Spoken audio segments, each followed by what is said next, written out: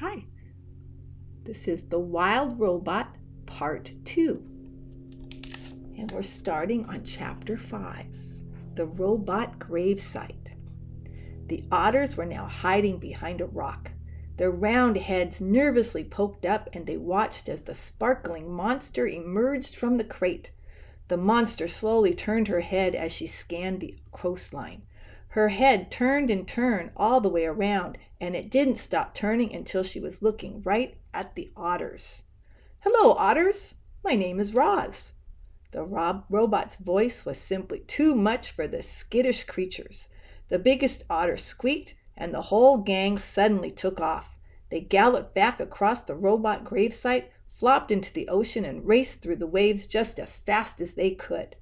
Roz watched the otters go, but her eyes lingered on the sparkling objects that littered the shore. The objects looked strangely familiar. The robot swung her left leg forward, then her right, and just like that she was taking her very first steps. She stomped away from her crate and over the rocks and through the gravesite until she was standing above a broken robot body.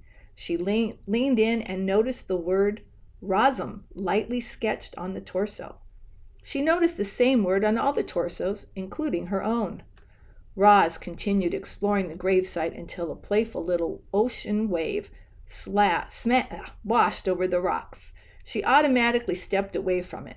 Then a bigger wave sloshed towards her, and she stepped away again. And then a gigantic wave crashed over the rocks and engulfed the entire gravesite.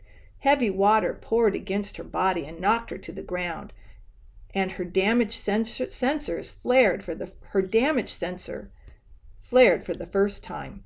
A moment later, the wave was gone, and Roz lay there, dripping and dented and surrounded by dead robots. Roz could feel her survival instincts, the part of her computer brain that made her want to avoid danger and take care of herself, so she could continue functioning properly. Her instincts were urging her to move away from the ocean. She carefully got to her feet and saw that high above the shore the land was bursting with trees and grasses and flowers. It looked lush and safe up there. It looked like a much better place for our robot. She had just one problem. To get up there, she would have to climb the sea cliff. Chapter 6, The Climb. Crack, thunk, clang. Roz was having a little trouble climbing the cliffs. She had a new dent on her rear and a long scrape down her side, and she was just about to get another ding when a crab scuttled out from under a piece of driftwood. The crab looked up and immediately showed off his giant claws. Everyone was afraid of his claws, but not the robot. She just looked down and introduced herself. "Hello, crab. My name is Roz."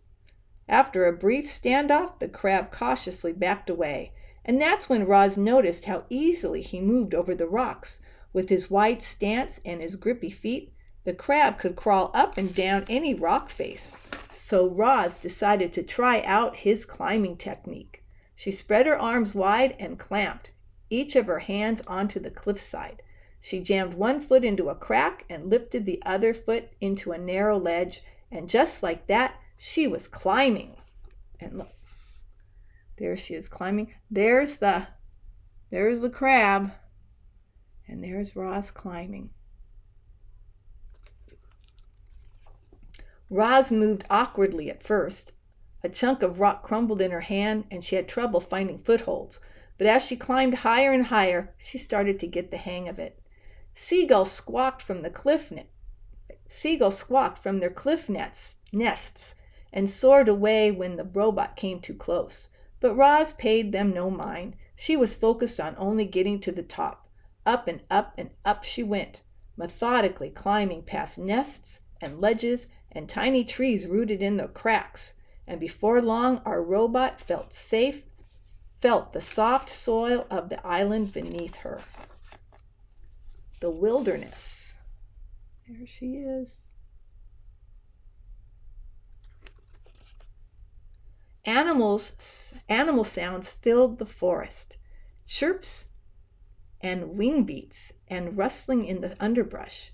And then from the sea cliffs there came a new sound, heavy crunching footsteps. The forest animals fell silent, and from their hiding places they watched as a sparkling monster stomped past. But the forest was not a comfortable place for Roz. Jagged rocks and fallen trees and tangled underbrush made it difficult for her to walk. She stumbled along, struggling to keep her balance, until her foot snagged and she toppled over like a piece of timber. It wasn't a bad fall, no dings, no dents, just dirt. But Roz was programmed to keep herself in good working order, and once she was back on her feet, she immediately began cleaning herself off. Her hands darted around her body quickly, brushing and picking off every speck of dirt. Only when the robot was sparkling again did she continue through the forest. Roz stumbled on until she found a patch of ground that was flat and open and carpeted with pine needles. It seemed like a safe place, and safety was all the robot really wanted, so she stood there motionless, all perfect lines and angles set against the irregular shapes of the wilderness. Chapter 8. The Pine Cones. If you stand in a forest long enough, eventually something will fall on you. And Roz had been standing in the forest long enough. A gentle wind whispered through the treetops, and then, thunk! A pine cone bounced off her head. The robot looked down and watched the pine cone roll to a stop. It seemed harmless, so Roz went right back to doing nothing. There's a picture of the pine cone.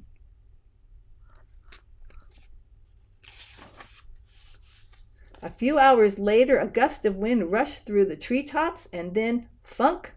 The robot looked down as another pine cone rolled away. And then a few hours after that, a howling wind tore through the treetops. It bent trunks and shook branches, and then thunk, thunk, thunk, pine cones began raining down. Thunk, thunk. Roz felt something like annoyance. Thunk. She quickly scanned the area for somewhere safe from pine cones, and she spotted the perfect place. Then she looked up at the huge rocky shape that towered above the forest.